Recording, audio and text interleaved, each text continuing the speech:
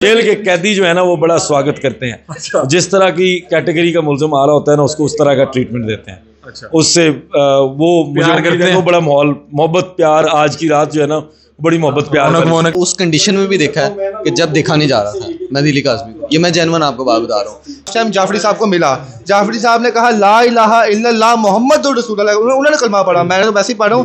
उन्होंने कहा मैंने बच्ची को कहा उस टाइम। सर मैं किसी की जीत नहीं कहूँगा सिवाय मेहदी साहब की, क्योंकि अगर मेहदी लोग भी मौजूद हैं जो वक्तन फवक्तन हमें कराची से भी अपडेट करते रहे। मेरे साथ इस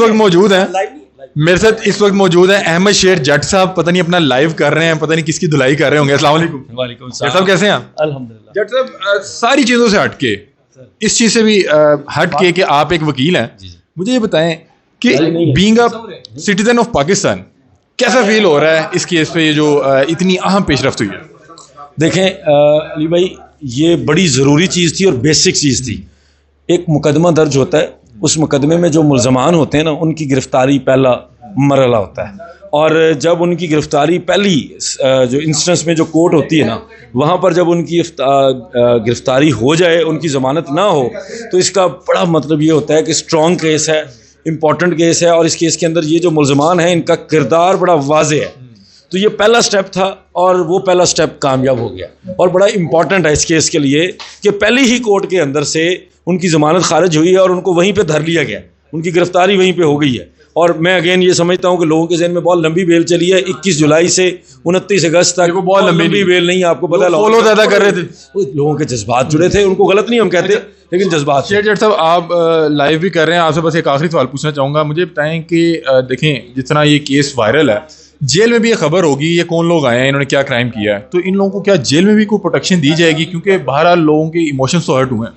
देखें जेलों में प्रोटेक्शन नहीं होती, फिर भी जेलों में प्रोटेक्शन, ये सिंध की जेल में कोई आसद अली जरदारी साहब या शर्जील मेमन साहब तो बन के गए नहीं है, ये इनके लिए वहाँ प्रोटेक्शन नहीं होगी। और जेल के कैदी जो है ना वो बड़ा स्वागत करते हैं। जिस तरह की कैटेगरी का मुल्ज़िम आ रहा होता है ना उसको उस तरह का ट्रीटमेंट देते हैं। अच्छा। उससे वो मुझे करते हैं। वो बड़ा माहौल मोहब्बत प्यार आज की रात जो है ना बड़ी मोहब्बत प्यार रौनक लगी होगी। आज की रात बड़ी खूबसूरत होगी। इस पे कोई शेर अगर आपको याद नहीं, शेर नहीं हो जाता, लेकिन बहरहाल आज की रात जो है ना वो पूरा माहौल होगा और बड़े लोग रज के अपनी ख्वाहिशात को पूरा करेंगे आज की रात। ये शेर जट साहब हमें आगाह कर रहे थे कि जेल में किस तरह से जो है स्वागत किया जाता है नए मुल्ज़मान का। हमारे साथ इस वक्त मौजूद हैं फरहान भाई। अस्सलाम वालेकुम। वालेकुम सलाम सर, हम आपको देखते रहे वक्तन फवक्तन, आप कराची भी जाते रहे। जी जी। और पहले दिन से आप लोग बड़े श्योर थे कि ये केस में ये लोग बच के नहीं जा सकते। जी जी।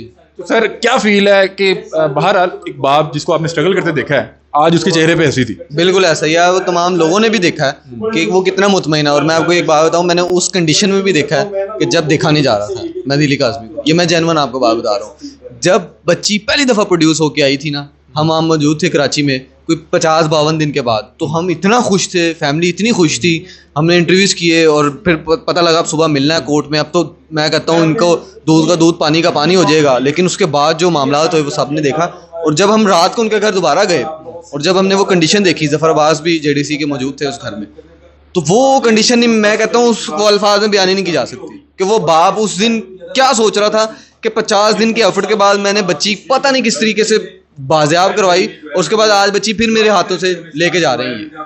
तो वो बड़ा कर्बनाक। सर ये जो अच्छा फरहान भाई, मुझे बताएं कि काफ़ी अरसे से काज़मी साहब मीडिया पे नज़र नहीं आ रहे। आप बताते रहते हैं कि हमारी उनसे मोबाइल पे बातचीत होती रहती है, तो ये क्या वजह थी? ये वजह ये थी, उनकी लीगल टीम जिब्रान नासिर ने उनको मना किया था कि आप मीडिया से इज्तनाब करें, केस को ज़रा हम इसको ट्रैक पे लेके आ रहे हैं और इसमें ये ज़रूरी है कि आप इनकी हर बात का जवाब जो है वो ना दें। तो बेहतर यही है कि आप अभी फ़िलहाल मीडिया फेस ना करें। फरहान भाई आप पे भी बड़े इल्ज़ाम लगे। सर खैर है उनकी? सर ये जो लगा रहे थे इल्ज़ाम, क्या कहेंगे उन्हें? उन्हें यही कहेंगे कि आप, वो कहते हैं ना खामोशी एक तो इंतकाम होता है, फिर सक्सेस एक इंतकाम होता है। तो ये वही चीज़ है कि वो खामोशी से और अपनी एफर्ट से लगे रहे हैं, और आज आपने देख लिया कि ये जेलों में लेकिन मैं लास्ट में आपको ये भी बता दूं, अब जेलों में चले गए, ये फिर इस चीज़ को डिफेंड करेंगे कि ये हमारे लिए बेहतर हुआ। ये तो हमारे लिए बेहतर हुआ, अब ये बाहर आ जाएंगे तो ये चीज़ें चलती इतना कि रहेंगी। बेहतर इनके लिए ठीक है कि ये जेल जाएं, इन्हें सजा भी हो। एक हमारे साथ मौजूद है एंकर, इनकी समझ नहीं आती है, दोनों तरफ घुसे होते हैं, कभी उस साइड के इंटरव्यूज कर रहे होते हैं, कभी इस साइड के इंटरव्यूज कर रहे होते हैं। नॉर्मली देखा जाता है जो एक साइड के सपोर्ट कर रहा होता है उसको दूसरे इंटरव्यू नहीं दे रहे होते, लेकिन भट्ट साहब दोनों तरफ के इंटरव्यूज हमें भी लाइनअप करवा के दे रहे होते हैं। सर क्या मामला है, किस तरह से करते हैं? यार हमजा भाई बात ये देखिए, मेरा काम है न्यूट्रल, ठीक है ना, और असल बंदा भी मुझे न्यूट्रल काम करे। और जाफरी साहब से मैं इसलिए इंटरव्यू देता हूँ ताकि लोगों को ये नजर आए कि असल हकायक क्या है और आगे वो डिफेंड तो कर सकें अपने आप। डिफेंड कर सके। मैंने लास्ट टाइम जाफरी साहब को कहा तो उन्होंने यकीन मानेंगे, अपने इंटरव्यू में ये कहा कि जुनैरा से मैंने बोला है कि तुमने गलती क्यों की। अगर मैं ना जाता तो किसी को पता नहीं चलता था कि जाफरी साहब का आपस में क्लैश भी है, बात करते भी हैं। और दूसरी बात देखिए, सबसे तलख सवाल मैंने प्रेस कॉन्फ्रेंस में पूछा था इसकी भाभी से, और उसके बाद मैंने लाइनअप इसलिए करवाया ताकि आप तमाम लोग भी इस पर डिस्कशन कर सको। और रही बात दूसरी बच्ची वाली साइड की, वो तो मैं ओवरऑल शुरू से काम कर रहा हूँ और मेरे हिसाब से मुझे न्यूट्रल है कि काम करना कैसा फील हो रहा है आज जो फैसला आया? सर मुझे तो ये फील ये हो रहा है कि जो भी हुआ है, जो भी हमारे जो मुबीना जो अदालत उन्होंने किया, अच्छा फैसला किया है। लेकिन एक जगह पे आप ये भी देखें, अदालत ने ये भी कहा कि एमओएल के मंजूरी हम दे रहे हैं, लेकिन जब तक बच्ची एमएलओ सॉरी जब तक बच्ची नहीं कहेगी हम उस पर एक्सेप्शन नहीं करेंगे, तो वो साफ होगा जी आपको फल खाने की इजाज़त दे दी जाए और बाद में कहीं इसमें मीठा देता जी आपको शुगर आप नहीं खा सकते। आप आने वाले वक्त में ये देखना कि नहीं होगा एमएलओ, ये बस एक एक्सेप्टेंस किया और दूसरा नहीं होगा। असल में बच्ची अभी भी वो चीज़ें समझ नहीं ना पा रही। भाईजान जी, हमजा भाई, मैं आपके इंटरव्यू में एक बात कहूँगा। मैं लास्ट टाइम जाफरी साहब को मिला, जाफरी साहब ने कहा ला इलाहा इल्लल्लाह मुहम्मदुर रसूलुल्लाह, उन्होंने कलमा पढ़ा, मैंने तो वैसे ही पढ़ा हूँ। उन्होंने कहा, मैंने बच्ची को कहा उस टाइम कि अगर तुम्हें इन लोगों से कोई मामला है, कोई खतरा है तो मुझे बताओ, मैं करारुल हसन को कराची से बुलवाता हूँ, यहाँ तुम्हें यहाँ पे बाजियाब करवा के लेके जाएगा। लेकिन कहते उस लड़की ने कहा कि मुझे कोई खतरा नहीं, मैं अपनी खुशी से आई हूँ। बट साहब अब वो माइनर होगी ना, अब कल को 8 साल की बच्ची अपने बाप से ये कहे कि मुझे कहीं बाहर छोड़ो या मैंने गधा लेना है, तो आप उसकी बात मान तो नहीं ना सकते। सर जी अब इस केस के बड़े रुख हैं, माइनॉरिटी में अब अलग आ जाए, कबूल की अब आवाज़ अलग कर लें। बात क्या होती थी कि लाइकनेस और डिसलाइकनेस की, लोग ये कह रहे थे कि उसको एक किया गया, जो भी ट्रैप किया गया, ठीक है जी, गलत ने फैसला भी अच्छा किया, लेकिन वो बच्ची के बारे में ये था कि वो कहती थी मैंने जहीर के साथ ही जाना है, पता नहीं क्या मेंटल इशू किया।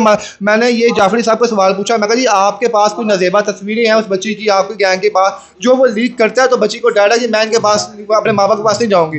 उन्होंने कहा वो तस्वीरें जो है एक यूट्यूबर ने वायरल की थी, ठीक है, फीमेल यूट्यूबर है तो नहीं की थी ना। वो कहते हैं वो उस लड़की की तस्वीर ही नहीं है। अच्छा, कहते हैं वो री-एडिट की जहीर के यहाँ पे किसी खातून ने पाँव रखा हुआ है। मैंने वही कहा, मैंने कहा जी वहाँ पे एक पाँव रखा, क्या उस यूट्यूबर का अपना पाँव है फिर वो? अगर उसका नहीं कहते जो मैंने जाफरी साहब कहते हैं जी मैं उस लड़की को बोला, उस यूट्यूबर को, कि तुमने ज्यादती की है तस्वीर अपलोड करके, तुम क्या कर रही हो? फिर उसने कहता मुझे माफी मांगी कि ये फिर पाँव किसका था? मैं तो ये कहते वो एडिट की गई है। अब मैं आपके समझदार है, जहीर पूरा फील ले रहा है पाँव के साथ। पता नहीं, मुझे इन बातों का बहरहाल नहीं पता, इन बातों का ज्यादा पता है हारिस भट्टी साहब को। तो हारिस भट्टी साहब के साथ मौजूद हैं। सर कैसे हैं? अस्सलाम वालेकुम। भट्टी साहब, आप वाहिद आदमी हैं जो जिसको कोई हम बिहाइंड द कैमरा भी कह देते थे कि लगता है कि गैंग नहीं है, तो आप लड़ पड़ते होते थे।